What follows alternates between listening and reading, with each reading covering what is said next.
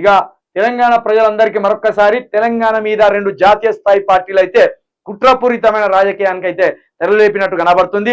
దీన్ని కాపాడుకోవడానికి మళ్ళా తెలంగాణలో కొత్త నాయకులు పుట్టుకరావాల్సిందే.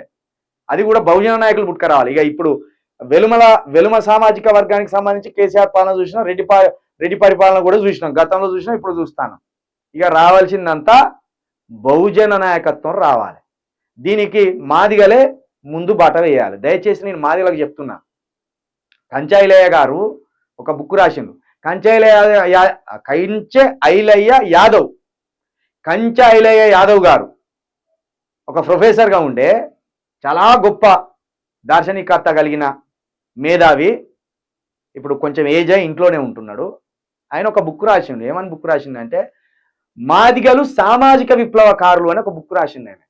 అది దయచేసి మాదిగ వారు ఎవరైనా కావచ్చు, లేదా గౌడ సామాజిక వర్గం వారైనా కావచ్చు, ఇతర కులాలకు సంబంధించిన బుక్లు ఎందుకు చదవాలి అని అనకుండా అసలు ఎట్లా కొట్లాడతారు మాదిగోళ్ళు అనేటిది రాసిండు ఆయన.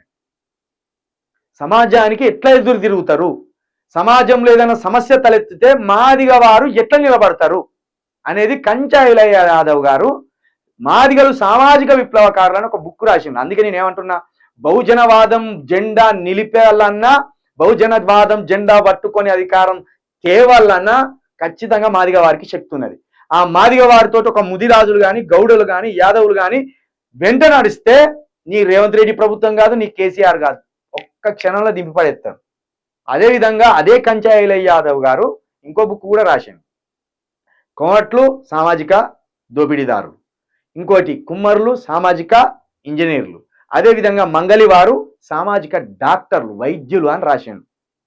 చాలా బాగా రాసిండు బుక్లు ఆయన.